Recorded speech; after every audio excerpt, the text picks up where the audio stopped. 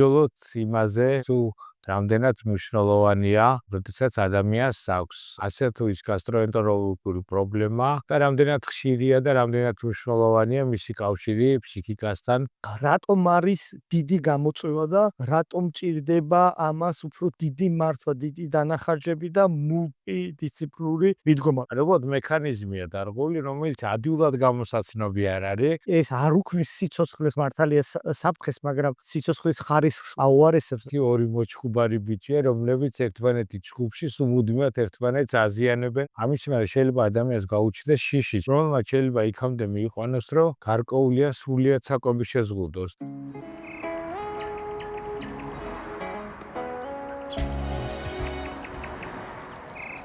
გამარჯობა, კეთილი იყოს თქვენი მობრძანება პოდკასტში, როცა კლინიკა იკეტება.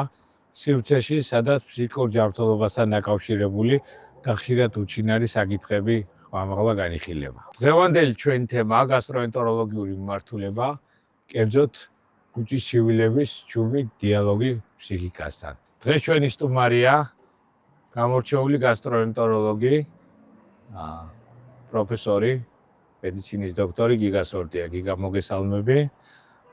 და დღევანდელ კეთილი იყოს შენი მობრძანება ჩვენ პოდკასტში, ჩვენ სივრცეში და მოდი ვიმსჯელოთ იმაზე, ვისაუბროთ და გაუზიაროთ ჩვენი შეხედულებები და ცოდნა ადამიანებს, თუ რამდენად მნიშვნელოვანია, როდესაც ადამიანს აქვს ასე თუ ის გასტროენტეროლოგიური პრობლემა და რამდენად ხშირია და რამდენად მნიშვნელოვანია მისი კავშირი ფსიქიკასთან და როგორ დავმართოთ ამ შემთხვევაში და როგორ დავეხმაროთ ადამიანებს მაქსიმალურად და ხარისხიანად.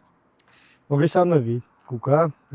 დიდი მადლობა მოწვევისთვის. ვფიქრობ, რომ მსგავსი ინიციატივა პირველია, როდესაც ექიმი, გასტროენტეროლოგი და ფსიქიატრი ერთად განიხილავს აქტუალურ საკითხს და ჩვენს მაყურებელს, პაციენტებს, საზოგადოებას ექნება შესაძლებლობა, რომ გაიგოს მეტი ინფორმაცია კუჭ-ნაწლავის საჭმლის-მომნელებელი ტრაქტის დარღვევების კავშირი მენტალურ ჯანმრთელობასთან და პირიქით. შესაბამისად, ვფიქრობ, ცნობიერების ამაღლებას ეს მნიშვნელოვნად ხელს შეუწყობს და ალბათ, როგორც მახსენდება, პირველი პრეცედენტია, როდესაც ქართულ სივრცეში ამაზე ორი ექიმი მსჯელობს და განიხილავს და თვის პაციენტებს ინფორმაციას, საზოგადოებას ინფორმაციას ამ ორი სისტემის ერთმანეთთან კავშირზე და რომ იყოს დამენეჯმენტებული ასეთი პაციენტების მართვა.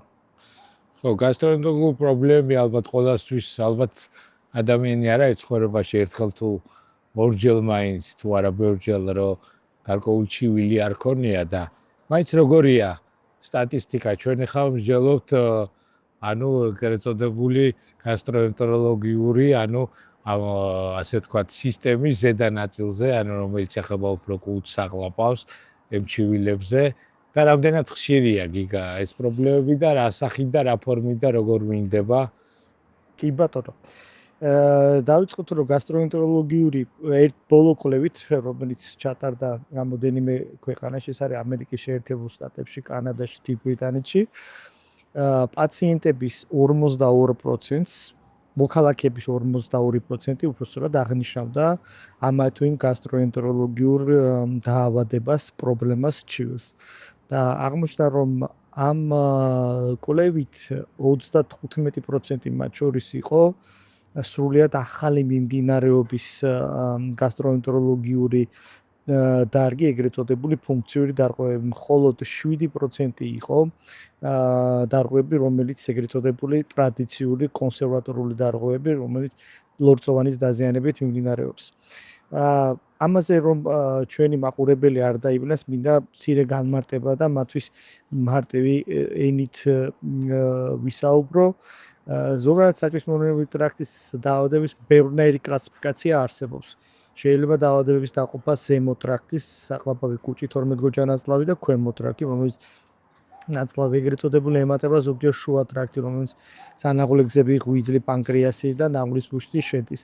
არსებობს კიდევ ერთი ბოლო კლასიფიკაცია, არსებობს სტრუქტურული დარღვევები და არსებობს ფუნქციური დარღვევები. მთელი გასული პერიოდი მთელი გასტროენტეროლოგია იყო ორიენტირებული, ფოკუსირებული სტრუქტურულ დარღვევებზე. ეს სტრუქტურული დარღვევები იყო ლორწოვანის დაზიანებით, როდესაც ქსოვილი იყო, ჯანმრთელი ქსოვილი იყო დაზიანებით და იმით მიმდინარე პრობლემების მოგვარებაზე. ეს მაგალითად გასტრიტი, წყლული ეროზია და ასე შემდეგ. ნებისმიერ როგან მაგალითად ნახვალტენჯოვანი დაავადება, რომელიც გარკვეულ პრობლემებს იწვევდა.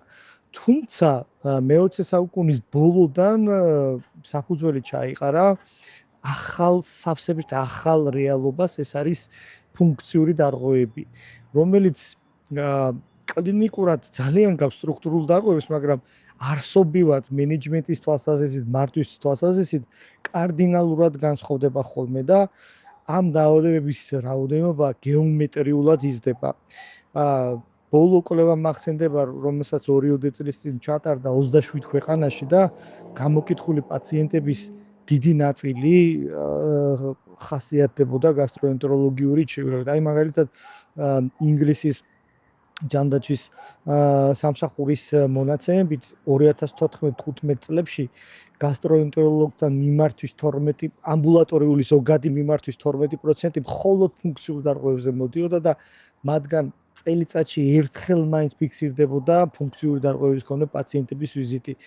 წარმოუდგენლად დიდია დანახარჯები. ამას ძალიან დიდი მნიშვნელობა აქვს, იმიტომ რომ თავისთავად ჯანდაცვა არ არის ძალიან ესეთი ფინანსებთან დაკავშირებული დარგია და დაითვალა რომ 74 მილიონამდე იყო საჭმლის მონომერი ტრაქტის მილიარდამდე უკაცრავად იყო ფუნქციური დარღვევების დანახარჯი მხოლოდ 2 წლის განმავლობაში. რა არის უფრო მეტი სიცხადე რო შევიტანოთ? გადატანით უფრო მარტივად რო ახსნათ. წარმოიდგინეთ თითი, რომელიც დავიზიანეთ, ჭრილობა მივიღეთ და ამიტომ რაღაც თითს ვერ ვხრით და წარმოიდგინეთ მეორე თითი, რომელიც აბსოლუტურად საღია, მაგრამ გარკვეული მექანიზმის გამო, ნერვკუნთოვანი პათოლოგიის ან სხვა მექანიზმის გამო ამ თითს ჩვენ ვერ ვხვით. მაგრამ ვიზუალურად თითს არანაირი დაზიანება არ აღნიშნავს. ერთი პირველი ნაწილი არის ეგრეთ წოდებული სტრუქტურული დარღვევები, მეორე ნაწილია ფუნქციური დარღვევები. ფუნქციური დარღვევების ბოლო ასე ვთქვათ, დიდი ფორუმი არსებობს გასტროენტეროლოგიაში, ამას ეწოდება რომის ფორუმი, რომელიც დაიწყო რომი 1 96 წელს და რომი 4 არის ბოლო, რომელიც 2016 წელს ჩატარდა. ეხლა მომავალ წელს ვემზადებით რომი 5-ის ბოლო რედაქციას. ბოლო რედაქციით, რომელიც 2016 წელს იყო, არის 33-ის დასულთა დაავადება გასტროენტეროლოგიური და არის 20 ბავშვთა ფუნქციური დარღვევები. აი ეგრეთ წოდებული twin კუჭნაწლავის ურთიერთქმედების დარღვევით მიმდინარე დაავადებები. შესაბამისად, ეს დაავადებების რაოდენობა ყოველ წელს თითოეულ გადახედვაზე იზრდება. 6 ძირითადი ჯგუფია, მაგალითად არის ზედა, საყლაპავის და კუჭის, 12 გოჯანაწლავის არის, ნაღულის ბუშის და სანაღვლე გზების არის, ნაწლავის ფუნქციური, ანორექტალური დარღვევები არის, ფუნქციური ტკივილი და ასე შემდეგ. ამ დაავადებებს ძირითადი საფუძველი დგას 5 ძირითად ფაქტორზე. ეს არის მოტორიკის დარღვევა, ანუ მოტორული ევაკუატორული ფუნქცია, როგორც საჭმლის მომრავლებელი სისტემის ერთ-ერთი ფუნქცია, სხვა მრავალი ფუნქციიდან არის მოტორული ევაკუატორული ფუნქცია.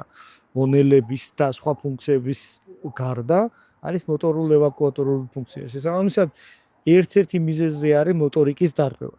მეორე მიზეზი არის ნერვული სისტემის შეცვლილი მუშაობა, მესამე არის ვისცერული ჰიპერგზნობელობა, ანუ ამ პაციენტების ჰიპერგზნობელობა არის განსხვავებული, არის მიკრობიომის ცვლილება ხდება და არის ასე ვთქვათ ლორწოვანის შეცვლილი ფუნქცია. აი ეს ძირითადი 5 ბაზისი და ეს 6 ძირითადი კლასიფიკაცია აერთიანებს ამ ფუნქციურ დარღვევებს. რატომ არის დიდი გამოწვევა და რატომ ჭირდება ამას უფრო დიდი მართვა, დიდი დანახარჯები და მულტიდისციპლინური მიდგომა, როგორც ეთერს მიყვანმე და შენ გვიწევს ხოლმე ამ პაციენტების ზრუნვა და საუკეთესო შედეგის მიღწევა სწორედ ამ გზებით. ვინაიდან ეს დარღვევები არის, როგორც ეგ აღნიშნე, კლასიკური სტრუქტურული დარღვევების მსგავსი კლინიკით მიმდინარეობს, მაგრამ ის მედიკამენტები, რომლებიც კლასიკური კონსერვატორული სტრუქტურული დარღვევებით მიმდინარე დაავადების დროს მიმდინარეობს, მათზე ან რეაგირება არ აქვს, ანუ ეფექტს ვეგზნოს პაციენტი, ან ხანმოკლე ეფექტი აქვს. რატომ? იმიტომ რომ ხშირად ამ შემთხვევაში გასტროენტეროლოგებს გვიწევს არა მიზეზებთან ბრძოლა, არამედ შედეგებთან ბრძოლა.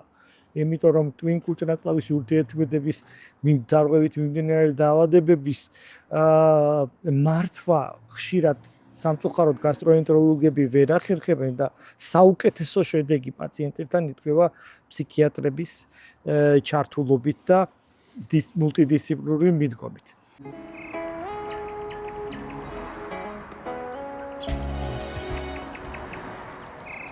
ძალიან საინტერესო რაღაც მოიყვანა თითის მაგალითი. ანუ ზოგადად როცა ჩვენ განსაკუთრებით მედიცინაში პრობლემას თორსა ხილულია დარღვევა, ან გაჭრილი თითის მაგალითი შესანიშნავი იყო, ძალიან ადვილია ხედავ, რომ ეს არის გაჭრილი, ჭრილობა უნდა დავამუშავოთ იმისათვის, რომ თითმა ფუნქციონალობა ანუ აღიდგინოს, ხო? ანუ ამ შემთხვევაში ეს ხილული არ არის. ანუ უბრალოდ მექანიზმია დარღვეული, რომელიც ადვილად გამოსაცნობი არ არის. და ამას გაცილებით უფრო ღრმა ანალიზი ჭირდება, ნატიფი დიაგნოსტიკა ჭირდება და მხოლოდ ამ შემთხვევაშია არა გარეგანად დაზიანებული თითის მოძრაობის აღდგენა. ამიტომაც ფიქრობ, რომ ერთის მხრივ ეს ერთ შეხედვით თითქოს რთულია, მაგრამ თუ შესაბამისი ნება, შესაბამისი ცოდნა შეიძლება პირიქით ბევრად უფრო ადვილად მოგვარებადი და აღდგენადი იყოს. თან ჩვენს ასე თქვა დგევან გადაცემას ასე ქვია ხო ჩუმი დიალოგი, ანუ კუჭის და ფსიქიკის. ანუ ეს ჩუმი დიალოგი არის რაღაცა უხილავ კავშირზე უთითებს, მაგრამ ეს არნიშნავს, რომ უხილავი რომ არა მატერიალური კავშირია. პირიქით ეს ძალიანაც რომ მატერიალური კავშირია, უბრალოდ ეს არ ეხება რაღაცა სტრუქტურულ ესე გამოხატულ ცვლილებას, რომელიც შეიძლება ვთქვათ გასტროსკოპით არ სხვა რაიმე კვლევით კვეთრად დაინახო, მაგრამ აი ამ კავშირს, რომელიც ძალიან ფართოა, ძალიან მრავალმხრივია ფსიქიკას და გასტროენტეროლოგიას შორის, მექანიზმების, ანუ ფიზიოლოგიის დონეზე ძალიან დიდი და მრავალმხრივი ცვლილებები შეიძლება მოუტანოს და აი მე ვიტყოდი, იმდენად ბევრია ეს კავშირი, ერთ-ერთი არ იგივე სტრეს ჰორმონები, ხო?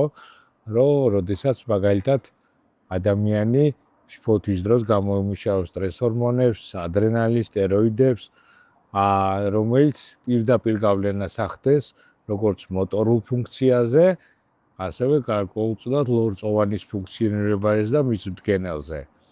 აი რას გვეტყოდი აი ამ ეგრეთ წოდებული უხილავი კავშირის შესახებ.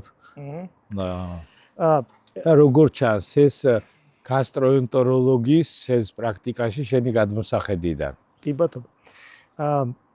აი ჩვენი გადაცემა იმსახურება, რომ მაქსიმალურად ცნობიერება ავამაღლოთ და ის პრობლემატიკა რაც არის, რაც ყოველდღიურად გვაქვს, იმაზე გავაკეთოთ აქცენტი, რომ ჩვენი პაციენტი სწორად თავის დროზე მივიდეს შესაბამის სპეციალისტთან და სწორად იქნას მისი მენეჯმენტირება.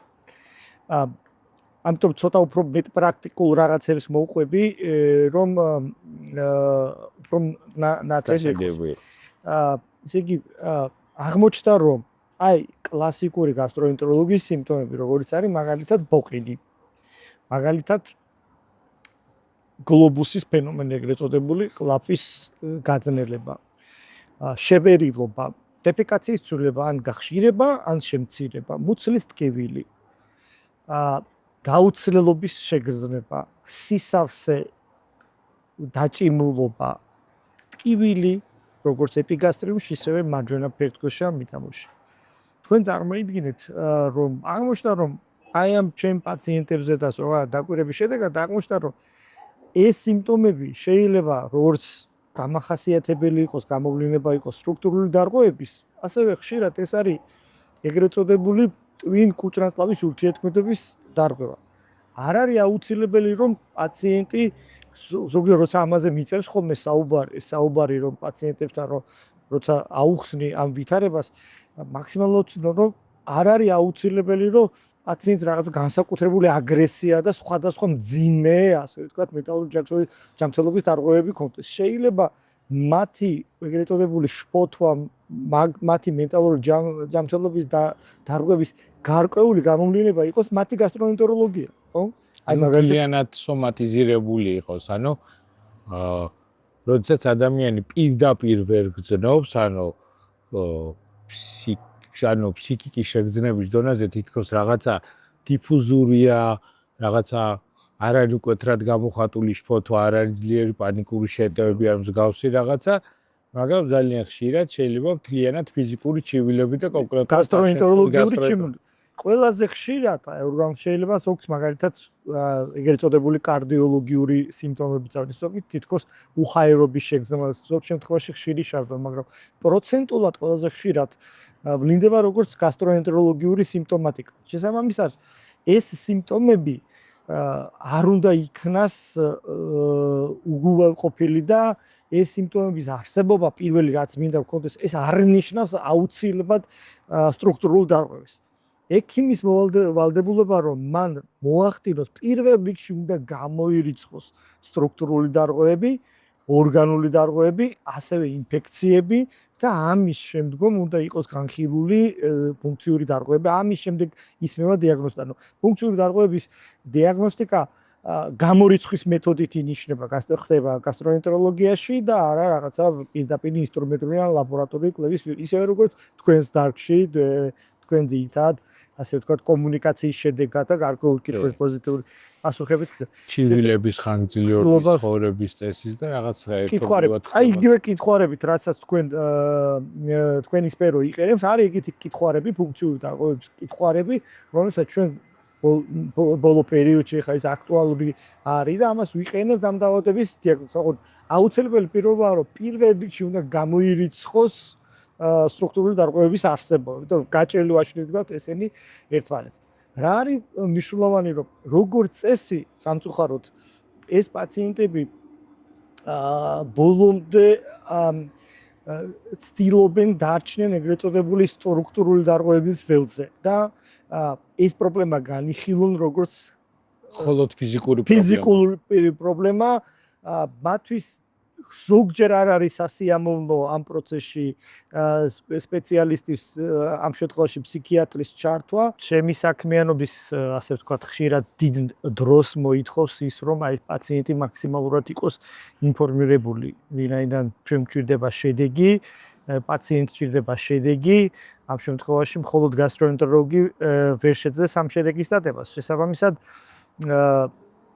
პაციენტის მაქსიმალური ინფორმირება აუცილებელი, დამყოლობა უნდა იყოს მაღალი, რომ ასეთი პაციენტები მივიდნენ ფსიქიატრთან და ასე ვთქვათ, ჩაერთოს ფსიქიატრი ამ დაავადების მართვაში. შესაბამისად, როდესაც ეს პროცესი აი ასე ხდება და პაციენტი ის დამყოლობა მაღალია და ის ამ რეკომენდაციებს მისდევს, შედეგი ბევრად მარტივად დგება. სხვა შემთხვევაში, რაიმე შემთხვევაში ინდივიდუალური მხოლოდ გასტროენტეროლოგიური კურნალობა ხანმოკლე ან არასაკმარის ეფექტს იძლევა. შესაბამისად, ეს პაციენტი მერე იძულებულია შეიცვალოს ტაქტიკა, მივიდეს შეიცვალოს სხვა ექიმი, ჩაიტაროს განმეორებითი კვლევები და ასე შემდეგ და ასე შემდეგ. ვინაიდან ეს სიმპტომები ძალიან შემაწუხებელია. ეს არ უქმნის სიცოცხლის მართალია საფრთხეს, მაგრამ სიცოცხლის ხარისხს აუარესებს და შესაბამისად ასეთი პაციენტი იძულებულია რომ სხვა გზებით ცდილობს რომ მივიდეს სხვა სპეციალისტთან იქნებ, მასში იყოს ეს გამოსავალი, იწყებს ისევ ახალ წელს, ახალი კვლევები და ასე შემდეგ და საბოლოო ჯამში მე შეიძლება მივიდეს იმ ეტაპამდე რომ ჩაერთოს გასტროენტეროლოგი, თუმცა ამ დროს იხარჯება ბევრი დრო, ენერგია, ფული და როცა შეიძლება ამ შედეგის დადგენა მალევე სწრაფად თუ ფსიქიატრი იქნება ჩართული. აი ძალიან საინტერესო რაღაც აქცენტები დავსვით, ანუ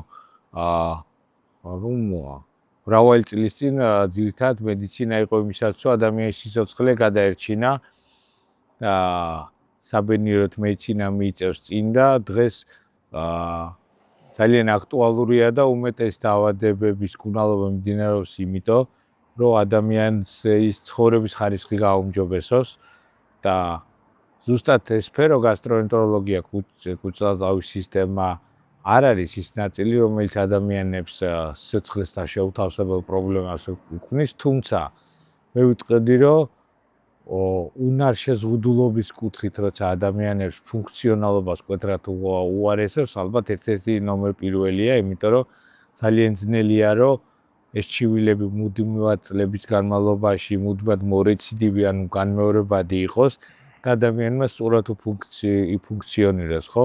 ქონდეს ტკივილის შეგრძნება, ქონდეს ეგრეთ წოდებული რეფლუქსი, შეგრძნება, შებერილობის რაღაცა საკვებს ვერ იღებდეს ნორმალურად და გრძელვადიან პერსპექტივაში ეს გაცილებით უფრო დიდ ზიანს აინჭებს ადამიანს. ასევე მნიშვნელოვანია გიგარ რასაც შეეხება სტიგმა.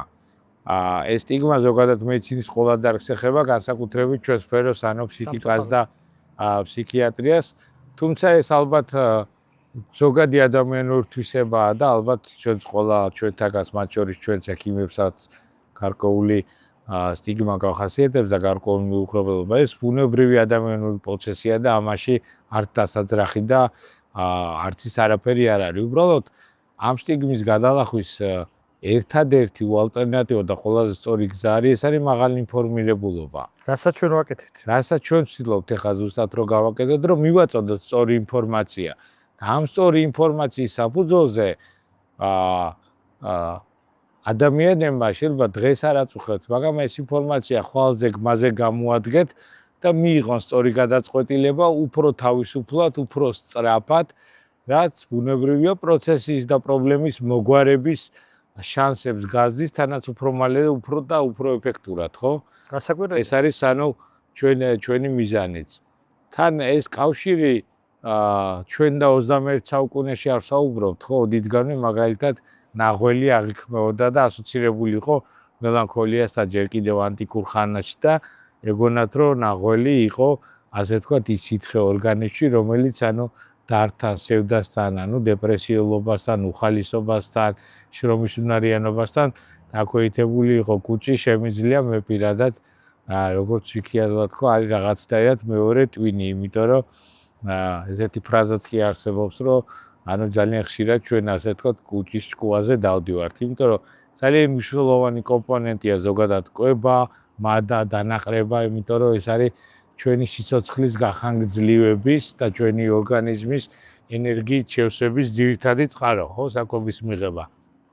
შესაბამისად, ეს კავშირი, ტვინი როგორც გადაწყვეტილების მიღები და კუჭწლავის სისტემა და კუჭიც მათ შორის, რომელიც თუნდაც ამტვის ენერგიას აძლევს, ალბათ ეს კავშირი კიდევ უფრო მნიშვნელოვანს და მჭიდროს ხდის ამას. მეორე მომენტი, რასაც მე მინდა შევეხო, ეს არის კავშირი უკავშირი. ეს კავშირი არასდროს არ არის ცალმხრივი. მე მინდა რომ სწორად ავხსნა, რომ ეს ანიშნავს, რომ ჩვენ გასტროენტეროლოგიურ თუნდაც ფუნქციური პრობლემა გვაქვს და არა ვთქვათ ანიშნავს, რომ ყოველთვის რაღაცა ფსიქიკიდან დაიწყოს. შეიძლება პირიქით ეს დაიწყოს გასტროენტეროლოგიიდან, ხო? შეიძლება ადამიანმა მართლა რაღაცა მიიღოს საკვები, იყოს რაღაცა მოწამვლა ან რაღაცა დიდი რაოდენობით მჟავე საკვების მიღება, რომელსაც ტრიგერის ფუნქცია და გაღიზიანეს კუჭი და ამან ჩართოს პირიქით, მაგრამ მე ყალიბდება ეგრეთ წოდებული მანკიერი წრე, როდესაც ერთმანეთს რაც ხშირი ფენომენია ზოგადად მედიცინაში. სტუბარმა ძალიან კარგი მაგალითი, ორი მოჩხუბარი ბიჭია, რომლებიც ერთმანეთის ჩხუბში სულ ერთმანეთს აზიანებენ და ეს მანკიერი წრე არასდროს არ ირღვევა, ხო? იმიტომ რომ საიდანაც კვერცხი და კათამივით ეს პრობლემა არ უნდა დაიწყოს, მე ეს წრე აღარ წყდება და წრეზე ტრიალებს, ხო? ფსიქიკა კიდევ უფრო აუარესებს გასტროენტეროლოგიურ და ამ შემთხვევაში კუჭის შივილებს, კუჭის შივილები და დისკომფორტი კიდევ უფრო აუარესებს ადამიანის ფსიქოლოგიურ ფსიქიკურ სტაბილურობას და ეს მანკიერი წრე ყალიბდება. ამ მანკიერი წრის გაწყვეტაში ზოგჯერ ერთმხრივი, ცალმხრივი ჩართულობა არ არის სწორი. არც ის პოზიცია სწორი, როდესაც ფსიქიკის კურნალი, ეს იქნება ფსიქიატრი თუ ფსიქოლოგი, ასევე ცალმხრივად ეუბნება ადამიანს და სთავაზობს იმას, რომ ხოლმე ფსიქიკის მოწესრიგება არის საკმარისი იმისათვის, რომ თუნდაც ფსიქიკური პრობლემით გამოწვეული გასტროენტეროლოგიური პრობლემა დაალაგდეს. ალბათ ეს ორხრიობა და ორივე მიმართულობით ჩართულობა ყველა საუკეთესო გამოსავალს იძლევა და მე მინდა გაგვიზიარო თუ შეიძლება გიგა თქვათ რაღაცა გამოცდილება, შეიძლება რაღაც მაგალითი მოუყვეთ ადამიანებს როგორ შემთხვევაში, როგორ მოხდა თქვათ ადამიანი რომლებიც შეიძლება წლების განმავლობაში იტანჯებოდა ამ პრობლემით და რატო ვერ მოგვარდა მისი ფუნქციური გასტროენტეროლოგიური პრობლემები და თქვათ შენი განსხვავებული მიდგომის შემთხვევაში როგორ მოგვარდა ეს პრობლემა? პირველ რიგში მინდა ვთქვა რომ დაახლოებით 1/13 ჩემთან პაციენტების მომართვიანობის ფუნქციური დარღვევებს წარმოადგენს. 2/13 არის კლასიკური გასტროენტეროლოგიური ჩივილები, თუმცა ეს 1/13 ხშირად არის აი მწარეზე ასერული პაციენტები, რომლებიც ასე ვთქვათ, რამდენიმე სპეციალისტთან ყველა ამ როგორც შენ აღნიშნე, ყველა ელოდება რაღაც პროცესის გადაწყვეტას 1 კვირის, 2 კვირის, 3 კვირის განმავლობაში. არადა ეს ფუნქციური დარღვევები არის ქრონიკულად მიმდინარეობს და მისი მენეჯმენტი და ზედამხედველობა სულ არდა პაციენტს უნდა ამ პრობლემას ეს პრობლემა გადაიჭრეს ისევე როგორც მწვავე დაავადებები, მაგალითად მწვავე ბრონქიტი როგორც გადაიჭრება 2 კვირიანი ან 1 კვირიანი ხო ეს სამწუხაროდ არ ხდება და მოლოდინი სხვა აქვს პაციენტს არადა რეალობა სხვა არის. და ეს მაქსიმალური ინფორმირება აი ამ მოლოდინების მენეჯმენტი მართვასთან დაკავშირებით ძალიან კარგია, იმიტომ რომ მე იმედგაცრუება იმატებს ხოლმე ასეთ პაციენტებში და უნდობლობის ხარისხი იმისადმი საკმაოდ ხშირია და ამიტომ ეს მიდგომა წარმატებას მიაღწევს მაქსიმალურად ინფორმირებული პაციენტი. ეს არის უნიშნულოვანესი. არანაკლებ მედიკამენტზე იმაჩნია ასეთი პაციენტების მართვაში. აი მაგალითზე საუბრობდით, მე შემიძლია, რა ვიცი, 10-ობით, 100-ით შეიძლება ბევრად მეტი მაგალითი მოვყვე, აი ბოლო მახსენდება ერთი პაციენტი, რომელიც მოვიდა ჩემთან 5-6 სიმპტომი ჰქონდა. ეს სიმპტომი იყო გულძმარვა, გულის რევის შეგრძნება, გადავსება, შებერილობა და ფაღარათი. ეს პაციენტი იყო ნამყოფი რამოდენიმე ექიპთან და მნიშვნელოვანი კლინიკური სიმპტომები ვერ იქნა მიღწეული. ეს პაციენტი მოხვდა თქვენთან. ჩვენ ეს მუშაობა დავიწყეთ. ქონდა ამ პაციენტის მართვის ქონდა სამი გზა, როცა მოვიდა ეს პაციენტი, მომიტანა ეს კვლევები, დასტებით, მომიტანა დანიშნულებები, გავიცანი ამას, ქონდა სამი გზა. ერთი გზა ეს კვლევები არ უნდა მიმეჩნია რევალენტურად და თავიდან მომითხოვა სხვა კვლევების გაკეთება, მათ შორის გასტროსკოპია, კოლონოსკოპია და ასე შემდეგ. მეორე გზა ემპირიულად სიმპტომურად დამენიშნა მკურნალობა და დაავლოდებოდი შედეგს და იყო მესამე გზა ჩამერთო სპეციალისტი, რომელიც დამეხმარებოდა, ვინაიდან აქ მნიშვნელოვნად იკვეთებოდა ფუნქციური დარღვევების დამახასიათებელი სიმპტომები და ჩატარებული კვლევით მნიშვნელოვანი მორფოლოგიური და სტრუქტურული დარღვევების გარეშე. პაციენტი დამეთანხმა მესამე გზაზე, მოხდა შენთან და მე ის დავიბარე განმეორებით კონსულტაციაზე 45 დღის შემდეგ. ძირითადად 5-6 სიმპტომი ჰქონდა, როგორც აღვნიშნე და სტანდარტულად გასტროენტეროლოგიურ პრაქტიკაში თითო სიმპტომზე ზოგჯერ საჭიროა ხოლმე მინიმუმ 1 მედიკამენტის ჩართულობა, ან შეიძლება 2-იც. ბუნებრივია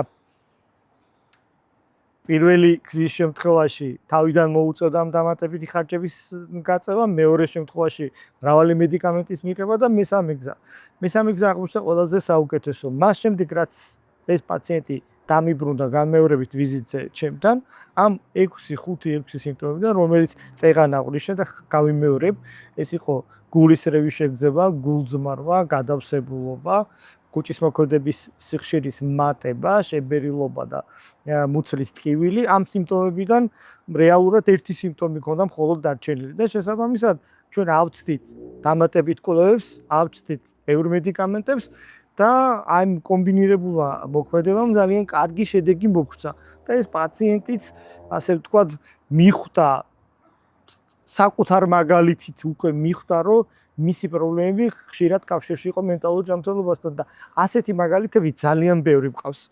მყავს პაციენტები, რომლებიც ქრონიკულ ბლოკინს უჩინიან, სხვა არანაირი სიმპტომი არ აქვს და კლასიკური გასტროენტეროლოგიური სიმპტომით მედიკამენტით არ მოიხსნა. და ჩვენ ერთობლივი მუშაობით მნიშვნელოვანი შედეგი ჰქონდა. იგივე ფუნქციური ფაღარათი. უამრავი პაციენტია ესეთი, რომელსაც აქვს ფუნქციური ფაღარათი, აქვს გუჭის მოქმედების სიხშირის მატება და ეს არის ეგრეთ წოდებული გაღიზიანებული ნაწლავის სინდრომი დიარეის ფორმით. თქვენ კარგად მოგეხსენებათ, მას აქვს გაღიზიანებული ნაწლავის სინდრომის 6 ფორმა და ერთ-ერთი ყველაზე შემაწუხებელი არის ფაღარათის ფორმით. ამიტომ მახსენდება ასევე ქრონიკული გულისრევის ძალიან შემაწუხებელი სიმპტომია. განსაკუთრებით ბედრობილთი სქესის წარმოადგენელი ახალგაზრდა ქალბატონები დილაობით უჩივიან ხოლმე ხშირად ქრონიკულ ღებინებას და ნაღველი ახსენე ხოლმე. აი ამ პაციენტებში შევისწავლე და ენდოსკოპიურად და ყველას აღმოაჩნდა ნაღვლის წვენი. ეს არის დუოდენო გასტრალური რეფლიუქსი, როდესაც 12 გოჯადან უკვე პერისტალტიკით ზემოთ ამოდის და არის მეორე გასტროეზოფაგური, ხო, როდესაც კუჭის წვენი ადის სახლაპავში. შევისწავლეთ ეს პაციენტები და აბსოლუტურ უმრავლესობას აღმოაჩნდა ნაღვლის წვენი, უბრალოდ ყველას აღმოაჩნდა ნაღვლის წვენი და თქვენ ჩართულობით მაშინ შევაფასეთ. სულად ფუნქციური იყო და იქ რაღაცა ანუ ჩამკეტი სპექტრი რო აუხსათ, ანუ იმის გადაგვარებასთან, დაზიანებასთან, ანუ საქმე არ ქონდა. საქმე არ ქონდა.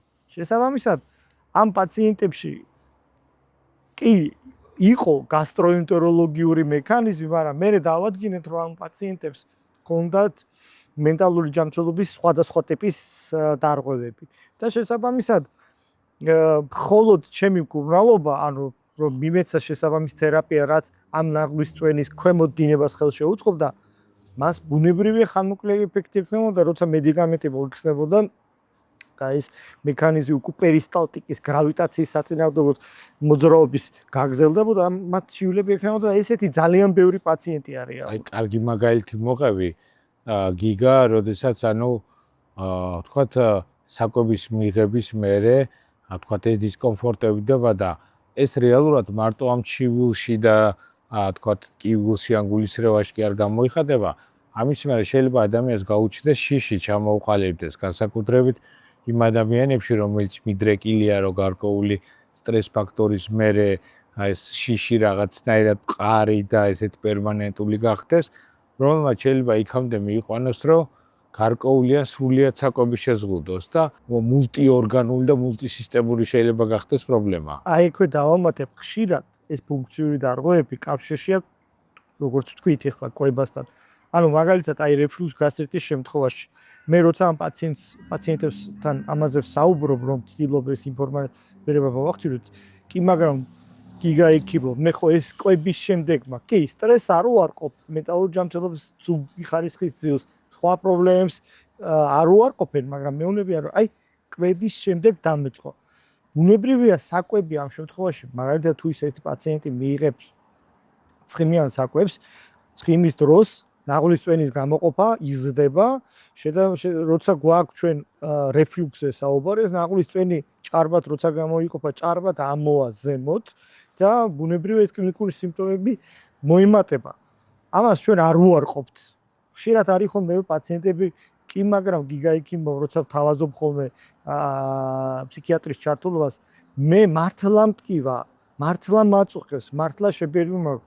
ბუნებრივია აქ არ გულისხმობ იმას, რომ მათ ეს არ აწუხებთ. უბრალოდ გენეზისი სხვა არის და ეს თუ ეს პირველ წყარო ხშირად არ იქნა ლიკვიდირებული და თუ იქიდან არ იქნა ეს პროცესი ცენტრიდან მათ შორის დარეგულირებული, აქ პერიფერიაზე შეიძლება ჩვენ საუკეთესო შედეგი არ გქონდეს. შესაბამისად, ნამდვილად ჩვენ კლინიკური სიმპტომების არსებობას არ ვუარყოფთ. არ ვამბობთ, რომ პაციენტი რამეს იგონებს, ან ეს რეალურ ჩივილი-ჩივილია.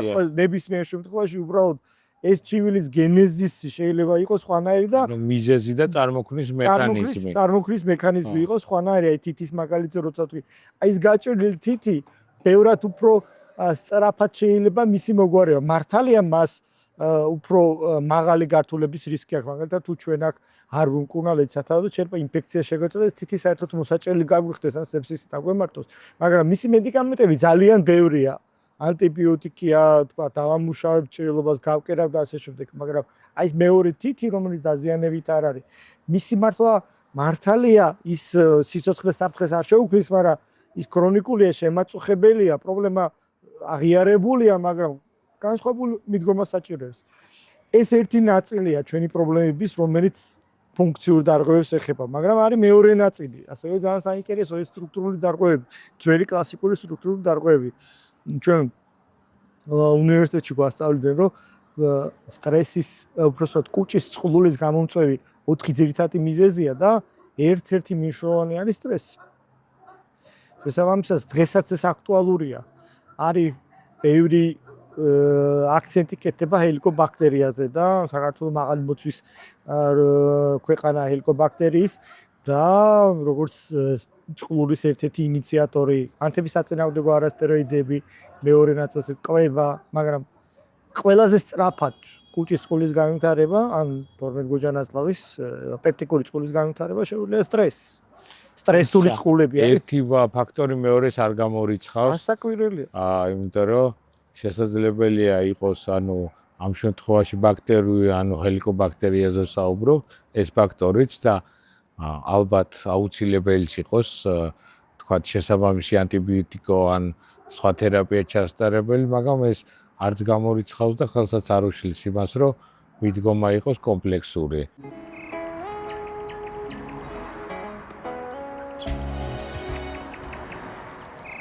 გიგა, მოკლედ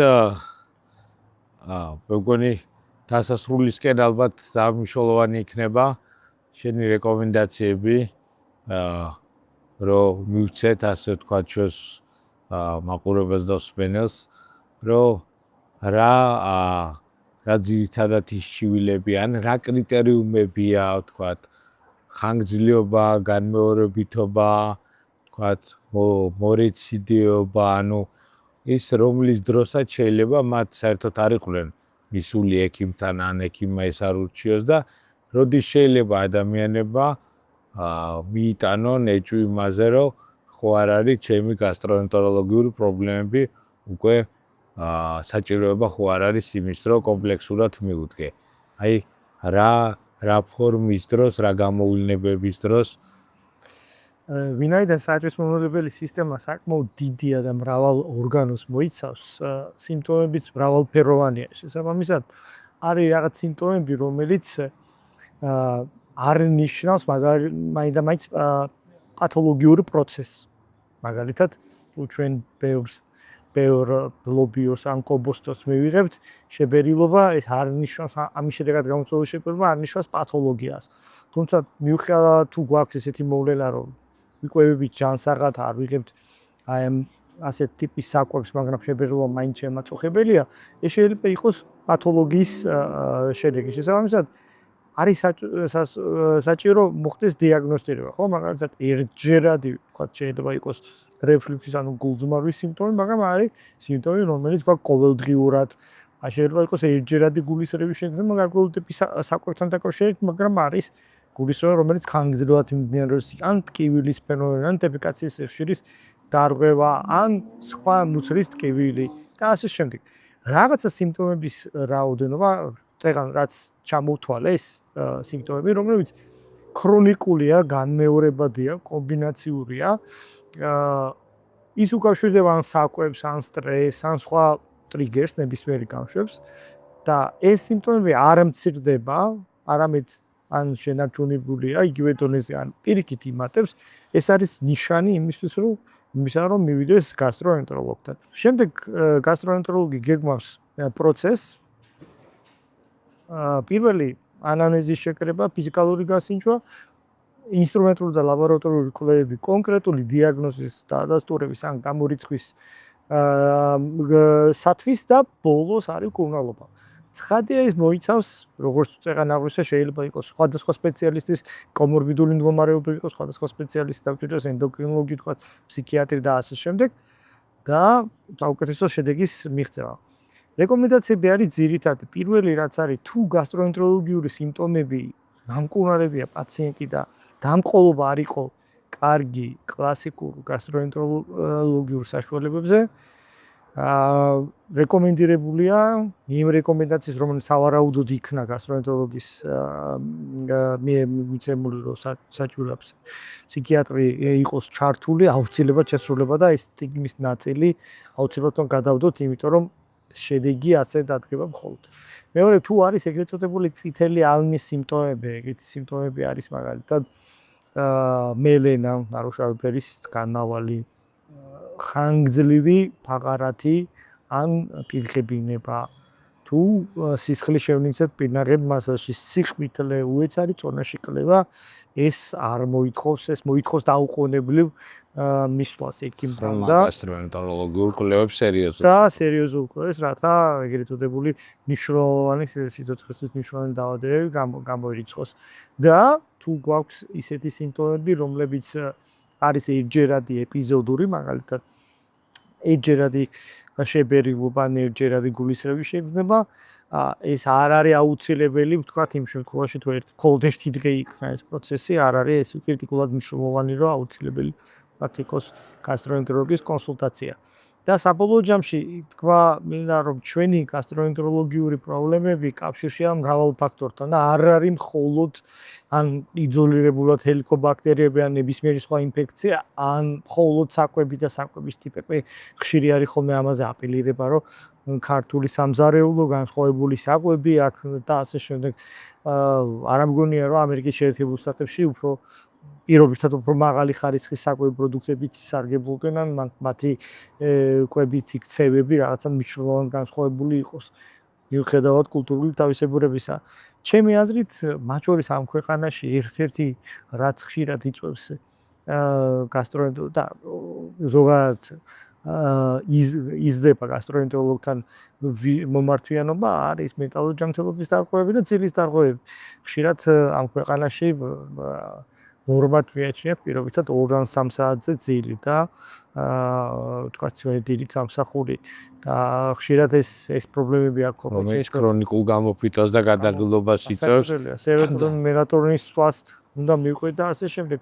ამიტომ ზოგს ეს მიაჩნია, ზოგს ის მარტივი შფოთვები და ეს რაღაცა ადაპტირებულია ხშირად პაციენტი ამ მდგომარეობაზე და მას რაღაც მეორე, მეხუთე, მეექვსე ხარისხოვან პრობლემად არ გქოს არა და ამ შემთხვევაში ჩემთვის მნიშვნელოვანია რომ სასურველი შედეგი გქონდეს პაციენტს. მნიშვნელოვანია კვების სიხშირე და ხარისხი, საკვების ფორმები, ხო? დილით რა აუცილებლად უნდა ვიკვებოთ, კვება უნდა იყოს 3ჯერადი, 4ჯერადი, არ უნდა იყოს ძალიან დიდი მოცულობით, არ უნდა იყოს მასში გარკვეული საკვები, რომლებიც სეკრეციას ასტიმულირებს, ხო, როცა ჰიპერაციდული, ანუ მაღალი სიმჟავით მიმდინარე დაავადებები გვაქვს, თუ მე ვიღებთ ხა ნივრიანს, ნიგოზს, ნივრიან ბადრიჯანს პირობითად, რომელიც ზეთში შემწვარი ნიგოზია და ბადრიჯანია და პლუს ნიგოზი, ბუნებრივი ეს გაზის ნაღვისწვენის გამოყოფას და ეს ნაღვისწვენი რო ამოა, მოხსენს კლინიკურ სიმპტომს. ეს ბუნებრივია. ამიტომ არის რეკომენდაციები, რომლებიც კონკრეტული დაავადების დროს იგივე კვებით რეკომენდაციებს როცა ვლაპარაკობ, არის რეკომენდაციები, რომელიც კონკრეტული დაავადების დროს შეიძლება გავცეთ, არის ჩანსაკვების რეკომენდაციები, რომელსაც შეზღუდვა არ აქვს და ნებისმიერმა ადამიანმა ნებისმიერი ვადით არის ამოცანები, რომელსაც A დღიდან B დღემდე რაღაცა მიზანი რო შევასრულოთ ამ მიზნისთვის რაღაც რეკომენდაციებს გვაქვს. არის ზოგადი, რომელიც ასეთ რაღაცებს უნდა მოერიდოთ. ხო, იგივე მაგალითად გარეთ კვება, იგივე რაფინირებული ნახშირწყლების ჭარბად მოხმარება. ხო, ახლა დღეს მაგაზე ხშირად საუბრობ ხოლმე, რომ ეს კვებითი ინდუსტრიები ბრძოლაში მოდიან ჩვენთან. იმიტომ რომ კვებითი ინდუსტრიის ამოცანა არის შექმნას რაღაცა ისეთი ფორმა საკვების, რომელიც იქნება A იაფი, B ხანგრძლივად შეიძლება შენახვა და რო შევალ ჩვენ მაღაზიაში ასეთ ფორმის საკვებს უკავია ფართის 90% და ის რაც მალეფუჭებადია რომელიც შენახვა და რომელიც ძვირია ის არის 5-10% დახლის და ასეთი პროდუქტები უფრო ხელმიუწვდომელია ფასიც მაღალია, ბუჭებადია და ადამიანს იდოს რომ აჩქარებული ტემპის დროს ეს საკითხები, კვებითი საკითხები მარტივად გადაწყვეტოს და ეს მარტივი გადაწყვეტილებები ხშირად არის ბევრი ინფორმაცია, ხო, ეს მე ესე უყურებ ხა თქვენ უფრო კარგად ახსნით ამას, მაგრამ ჩემთვის სტრესი არ არის რაღაცა მაინდაბაჭ სამსახურში რაღაც დაძაბული გარემო იყო სტრესი, ხშირად ბევრი ინფორმაციის მიღებაც არის, ხო? მათ შორის არასაჭირო ინფორმაციის მიღება, ხო, ეს სოციალურ ქსელებში ერთი ფოტოსურათით შეიძლება რაღაცა ძალიან ბევრი ინფორმაცია მივიღო და როცა ამ სოციალურ ქსელების რაოდენობა იზრდება და იქიდან მიღებული ეს ინფორმაცია ეგრეთ წოდებულ ასე შევაფასოთ არასაჭირო ინფორმაციების სტრესი არის იმ ეპოქაში, როდესაც ინფორმაცია ყველა არხიდან მოდის ჩვენთან და ისეს გავლენას ახდენს. არ არის აუცილებელი რომ ჩვენ რაღაცა ციცაკას მივირჩენდეთ ყოველდღე, შეიძლება სტრესიც იწვევდეს სიმჟავიანობის მატებას, ისევე როგორც ესა რა ქვია, ხო? ამასწორად ამ რომი ოთხის დარღვევებზე ვიც არიან გენერალური სპიკერები მათამ მქონდა რაღაც ონლაინ ჩართვა და რამდენიმე შეკითხვის დასვის უფლება მქონდა და მახსოვს რომ ჩვენო 2 წლის წინ გამოიწვიეთ რეკომენდაცია რომ გასტროეზოფაგური რეფლუქს დაავადების კურნალობის მეორე რიგის თერაპიაშიო შესაძლებელიაო გამოყენებული იქნას 8 კვირის განმავლობაში ანტიდეპრესანტებიო და ეს მიდგომა ჩვენ შევცვალეთო და ყური დავწქვიტე, იმიტომ რომ ვიცოთ ეს ინფორმაცია მიღებული მქონდა. ხო, შენ გამოცდილება აჩვენებდა ამას და და ეს რო შევცვალე და ხო და არა მინიმუმ 16 კვირა მაინცო. მინიმუმ 16 კვირაო, ხო? ცხადი ახლა ამას ჩვენი პაციენტებისთვის ახლა გასტროეზოფაგური რეფლუქს დაავადება, რომელიც გუნდრაით ვლინდება, მისი კავშირი ანტიდეპრესანტის მიერ შეიძლება ესე ინფორმაციულად ვერ წამოყვეს, ვერ მიხვდეს, რაღაცა შიში გქონდეს ეს ანტიდეპრესანტი, ჩემს სულ ძილიანობას ხო მე ვერაფერს ვერ გავაკეთებ, ხო, ისე შეკითხვას ხშირად მისვამენ ხოლმე პაციენტები. არ არის ესე. როდესაც სწორად იქნება ეს დაგეგმილი მისთვის პაციენტისთვის ბევრად კარგი იქნება და ამიტომ ჩვენ გვაინტერესებს არა მხოლოდ შედეგები, არამედ გვაინტერესებს მიზეზებთან, შედეგებთან წოლა, არამედ მიზეზებთან წოლა და ეს მულტიდისციპლინური მიდგომა, რაც ხშირად ჩვენ ვახერხებთ ხოლმე, საუკეთესო შედეგს იძლევა და ჩვენი პაციენტები ამას ხშირად აღნიშნავენ ხოლმე ერთობლივად და ჩვენი ამოცანად ეს არის ჯიბას მაყურებელი ამას პოზო ჩვენ არც ეს არ გვინდა პაციენტი არ იყოს უკმაყოფილო, ჩვენ გვინდა ჩვენი თავარი ისა რა ქვია დაფასება არის, ასე ვთქვათ, კმაყოფილი პაციენტი, ბედნიერი პაციენტი, ეს არის დამატებითი სტიმული, რომ უფრო ხარისხიან, უფრო ეფექტურად, უფრო მეტი წარმატება მივაგიროთ, უფრო მეტად განვითარდეთ ჩვენს. ეხლა წეღანაზე რა საკითხებზე ჩვენ საუბრობთ, ეს საკითხები 10-15 წლის წინ არავინ არ იცოდა, ფუნქციური დისპეპსია და არაეროზიული რეფლუქს დაავადება და მის მართვაში, რომ მეორე რიგის მართვაში, რომ ანტიდეპრესანტი იყო, ეს 15 წლის წინ არავინ არ იცის, არ იცოდა ბუნებრივია და ეს განახლებადი ინფორმაციებია, რომელსაც ჩვენ ეტაპობრივად მივყვებით ექიმები, როგორც შეგვიძლია მაქსიმალურად სწრაფად და ვითარდება ეს პროცესი იგივე ამ ქვეყანაში. ადრე თუ არ იცოდა ამის შესახებ და ცოტა მიცოდა, ეხლა უფრო მეტი ინფორმაცია, მეტი ჩვენი კოლეგა ინფორმირებული და უზიარებ ჩვენ გამოცდილებას მათ შორის ხელმისაწვდომო ინფორმაციაზე გაზრდილია თუნდაც ჩვენი პოდკასტის ამას ემსახურება, რომ ეს არა მარტო ზოგადად მოსახლეობას, არამედ ანუ სპეციალისტებსაც გაუზიაროთ პირადად ჩვენი გამოცდილება და ზოგჯერ ეგრეთ წოდებული ასე ვერ დასმული დიაგნოზები, იმიტომ რომ იკეთებ კვლევებს, მაგრამ რეალურად იქ რაიმე ისეთი ორგანული ცვლილება რაღაცა არ ჩანს. კიდევ უფრო მეტ სტრესს და დაბნეულობას იწვევს ადამიანებში, იმიტომ რომ გარკვეული დიაგნოსტირებული ბევრად უფრო მშვიდად არის ექიმიც და ადამიანიც, ვისაც ის პრობლემა აქვს, იმიტომ რომ იცის რა შეუტიოს, რას ებრძოლოს, როგორ მოახდინოს მასთან ბრძოლა და მართვა და როდესაც რაღაცა გაურკვევლობა, ეს უფრო კიდევ მეტ კითხვას თიშავს, მე ფოთვას მატებს, მე ეს არ ჩერდება და არ სრულდება ეს ციკლი, ანუ ერთი ციკლი გამოკვლევების, მე იგივე გარკვეული პერიოდის, მე იგივე გარკვეული პერიოდის მე და აქაც ის ჩაკეტილი ნიჰილიზმი, იმედგაცრუება და ასე შემდეგ და ყველაზე მნიშვნელოვანი მათ შორის არის მოლოდინების მართვა. აი ჩემი დაკვირებით აი ამ პაციენტებში მოლოდინების მართვა დიდი ყურადღება ვაქცევ მეც და ჩემი კოლეგებიც, იმიტომ რომ ყველას რაღაც ამ პრობლემების წარმოდგენა აქვს ხოლმე ხშირად, რასაც ვაწყდები, რომ რაღაც მედიკამენტს მიიღებს და ეს მედიკამენტი ერთი კვირის განმავლობაში ამ შედეგს ატეს. სამწუხაროდ გასტროენტეროლოგიული დაავადების აბსოლუტური უმრავლესობა არის ქრონიკული. ქრონიკული იმას ნიშნავს, რომ ეს დაავადება სულ არის. კი, შეიძლება მივახციოთ რემისიის ფაზას, მაგრამ რეციდივები მას აუცილებლად ახასიათებს. შესაბამისად, იგივე სეზონურობა ახასიათებს და ასე შემდეგ და ასე შემდეგ. შესაბამისად, ასეთი პაციენტების რაღაცა წესი უნდა დაინერგოს, რომ აუცილებელია გარკვეული პერიოდის განმავლობაში ექიმთან ვიზიტა იგივე გაზაფხულზე და შემოდგომაზე, როცა ჩვენი დაავადებები მწვადება და ეს არა მოულოდნელობა არ უნდა იყოს და ეს არ უნდა იყოს ექიმისადმი იმედგაცრუების მიზეზი, არამედ ეს მოსალოდნელია. ეს უნდა მოხდეს, აუცილებლად უნდა მოხდეს. თუ ქრონიკულია, ეს აუცილებლად უნდა მოხდეს. შესაბამისად, ეს კომუნიკაცია მეტი ასეთ პაციენტებთან ალბათ საუკეთესო ეფექტის შედეგის მიღწევაში გვეხმარება ხოლმე. ძალიან დიდი მადლობა გიგა.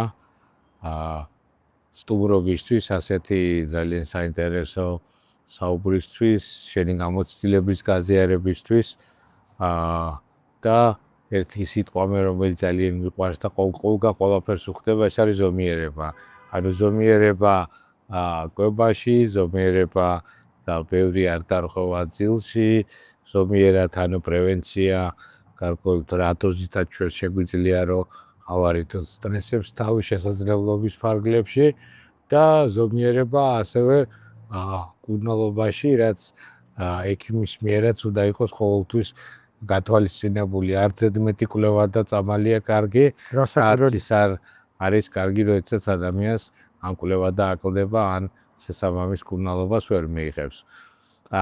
ჩვენი მრავალწლიანი ძალიან საინტერესო ნაყოფიერი თანამშრომლობის ფონზე ვფიქრობ, რომ პირადად შენ საკმაოდ დიდი წვლილი მიგიწვის და ძალიან ბევრი და ხა კიდევ უფრო მეტ ადამიანს მიეცემა საშუალება, რომ ანუ მენტალურ ჯანმრთელობაზე მათი ცნობიერება კიდევ უფრო ამაღლდეს და მათი ცოდნა ისთვისაც მინდა რომ მოგვიწვიო ჩვენი კლინიკის და ჩვენი ინიციატივით დაარსებულ კლუბში საპატიო წევრად. ეს არის ექსპერტები მენტალური ჯანმრთელობისთვის. ეს არის კლუბი, ეს არის განსაკუთრებული ადამიანების კლუბი, მათ შორის ექიმების, ყველა სპეციალობის, რომლებმაც სად შეიტანეს, შეაქვთ და მომავალში შეიტანენ სულს ჩვენს ქვეყანაში და არა მარტო მენტალური ჯანმრთელობის კიდე წვისის საქმეში. დიდი მადლობა ჩემო გიგა. დიდი მადლობა გუგა და წარმატებებს გისურვებ თქვენ საქმიანობაში, ამ საინტერესო პოდკასტს წარმატებას უსურვებ და გავაგრძელოთ მუშაობა. აუცილებლად. დიდი მადლობა. დღევანდელი ჩვენი პოდკასტი გასასვლელს მიუახლოვდა. იმედი მაქვს, რომ იყო საინტერესო თქვენთვის დღევანდელი გადაცემა. შემდეგ გადაცემაც არანაკლებ საინტერესო იქნება და არანაკლებ მნიშვნელოვან კავშირზე ვისაუბრებთ. ეს არის ანუ კარდიოლოგია, ჩვენი გული, ჩვენს ყველაზე მნიშვნელოვანი ორგანო და ფსიქიკის. დროებით, გემშვიდობებით.